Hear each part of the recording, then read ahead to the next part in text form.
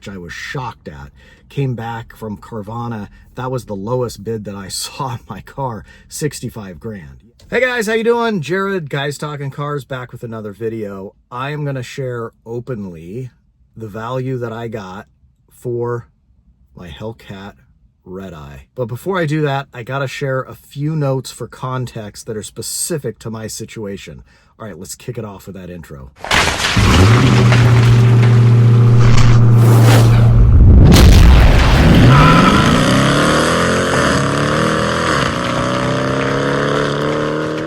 Okay, here we go. So some background just for context, because nobody's situation is exactly the same. So number one, I owned my Hellcat outright.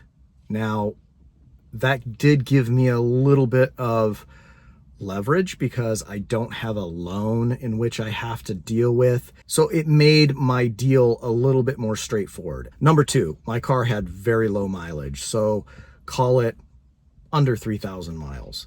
Very, very low mileage. I mean, I've seen lower, but it wasn't a high mileage vehicle. So that made the car a little bit more interesting to dealers, you know, a little easier to sell. Number three, I knew that things like PPF, tint, you're never going to get the value back out of those things. I did those things knowingly.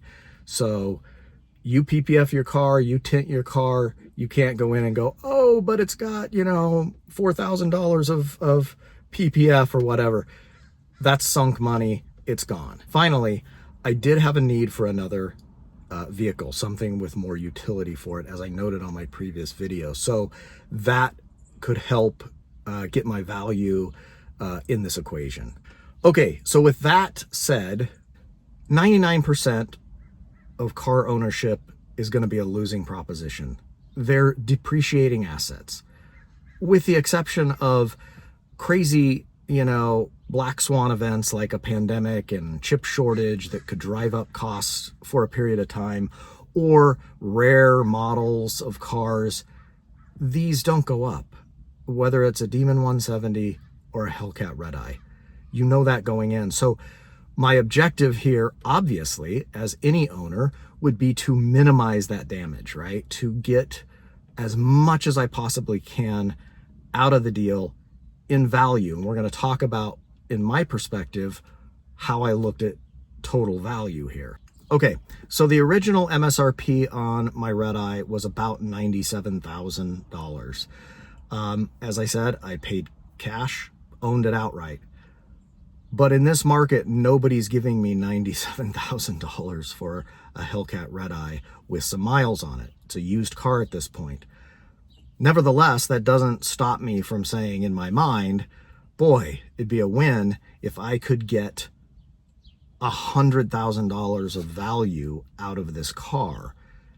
And that's kind of, in my mind, what I set out to do. It's a bold strategy, Cotton. Let's see if it pays off for him. First thing I did, I went online and popped my car into driveway.com, Carvana, CarMax, all those online ones that we all know about, and put the car in there. What I noticed is that they weren't real good at giving value for a Hellcat Redeye. They sort of just put the value at a regular Hellcat. I don't think that the majority of them even delineated it. And I'll pop one of the values up on the screen here, which I was shocked at. Came back from Carvana. That was the lowest bid that I saw on my car, 65 grand. Yeah, in their dreams. So another route would be throw it onto Auto Trader or something and go the private seller route. Probably could get a little more value if you're willing to have the patience, because I've been down that road with my Pontiac G8 GXP, and boy, I got a conga line of tire kickers just coming in. They want to test drive it. They want to do all this crazy stuff. With my Hellcat Redeye, that just didn't sit well with me. So I'm still seeing these 2023 Hellcat Redeye Chargers with relatively low mileage going for between $90,000 and $100,000 on car lots still. So I know where the value range retail is. Problem is, no one's going to give you that. So as you know, I've been hunting SUVs. what I really wanted was a full-size SUV that I could get more utility out of, an Explorer, a Telluride, a Palisade, something with a V6 in it, fully loaded. Now, those models I've listed, as you know, those go for in the mid 50s. If you get, MSRP, could be high 50s, mid 50s. That's what I wanted. So my new plan was to address that need for an SUV and get cash back that would total about $100,000 in value. And I say value because we're talking about car deals here. And sometimes with car dealerships, it's a little bit of squishy monopoly money, right? Oh, they're giving you power dollars. Oh, they've got dealer discounts. Oh, come in and we've got this deal. Oh, we're marked up. Oh, we've got, nitrogen in the tires and, ceramic coating for $900. Everything is a little bit squishy. So when I say value, what I'm saying is MSRP of the car on the sticker price with no shenanigans, plus tax, license, all that kind of stuff, and enough cash back to equal about $100,000.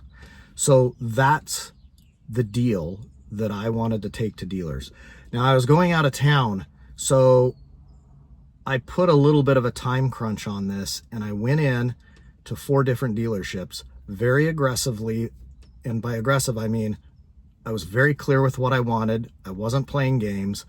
I made sure they understood that I was serious. And my ask of them was, I want full-size SUV, well-equipped, and $40,000 cash back. And the way I looked at it was, again, $55,000 plus your tax, license, you're going to be in the $60,000 range, and $40,000 cash in my pocket. Obviously, we can do the math there. That's about $100,000. So that's the way I looked at this. And again, the squishy part of this is on the purchase price of the car, and I knew that. And so it's up to the dealer now to figure out if they want to play ball or not, and how do they want to address what I'm asking for. Cars I was looking at were the Mazda CX-70, the Jeep Grand Cherokee, Nissan Pathfinder was on the list as well. Kia Tellurides, we looked at the Palisades. Those dealerships did not want to play ball at all. A couple of the dealerships came back and, they were trying to chisel me down on my ask for cash back. Would you take 36K back or 37? I was very firm. Nope, 40K is in my hand and a full-size SUV. The two that got really, really serious and actually started playing ball was Mazda and Nissan. And ultimately, it came down to the feature set. The Pathfinder just had everything, like it was loaded. So where did I land? I landed with, the deals were fairly similar between Mazda and the Nissan, and we ended up with a Nissan Pathfinder Platinum Edition. Beautiful deep red color. It's a gorgeous car. It's got their proven V6 powertrain and none of that CVT transmission crap that's been plaguing a number of their models. It's got every bell and whistle. It's got friggin' heads-up display. It's got leather everywhere, all the creature comforts, more stuff than I've ever had on a vehicle loaded. The MSRP on that car, $55,000, and I ended up with my check for 40K. So all in all, the way I looked at this was, it's kind of a win-win. Now, of course, if if this car turns out to be some big lemon or something, then that's a totally different story. So far, so good. Taking it on a trip to LA already, and it's super comfortable. It's a really nice vehicle. I'm happy so far. The dealership was thrilled to get the car, and again, kind of a win-win in my perspective. I was not going to get that same level of value, $55,000 plus $40,000, out of anything. But when I put it together in this way and the dealership becomes motivated, it can be a win-win.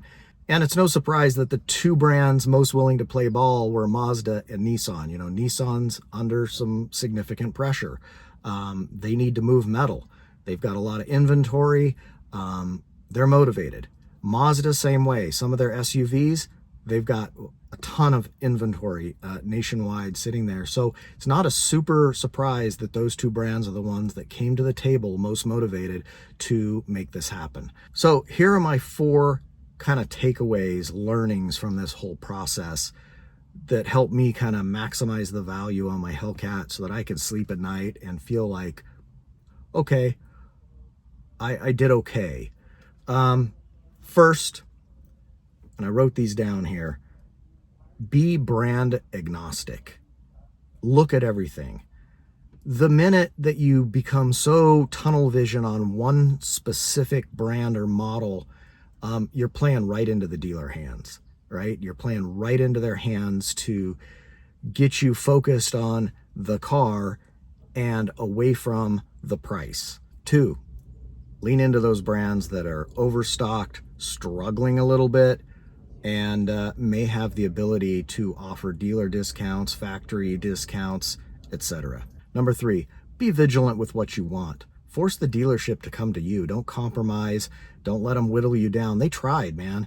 I was very shocked that Dodge was not more aggressive. We looked at the Jeep Grand Cherokee, and they drug their feet. It was kind of funny that I got a text from them like 4 days after I'd already closed the deal, and they said, hey, we want to continue the conversation. Would you like to come back in? I'm like, snooze, you lose, bro. Car's gone. And just, you know, silence. Been pretty disappointed, quite frankly, in my local Dodge dealership.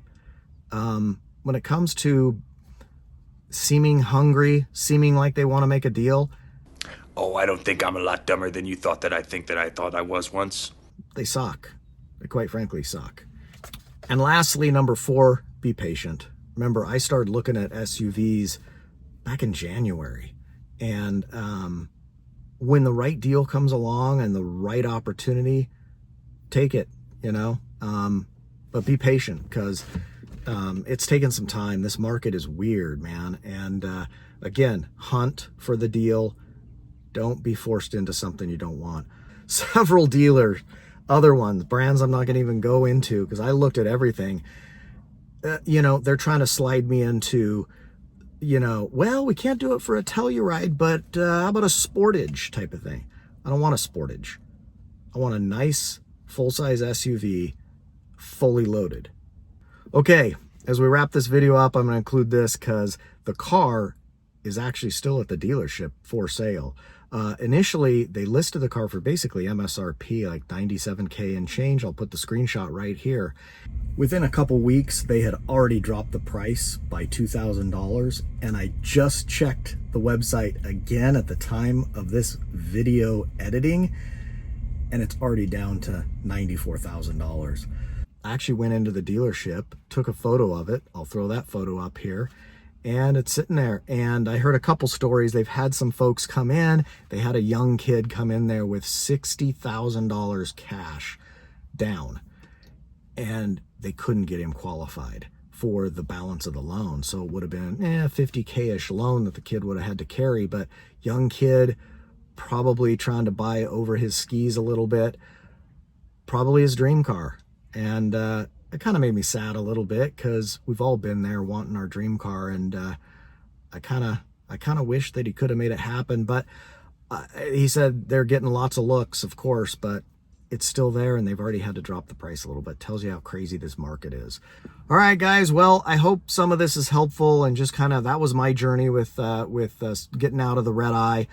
Basically, I got a $55,000 SUV and $40K in my pocket. They made the deal work.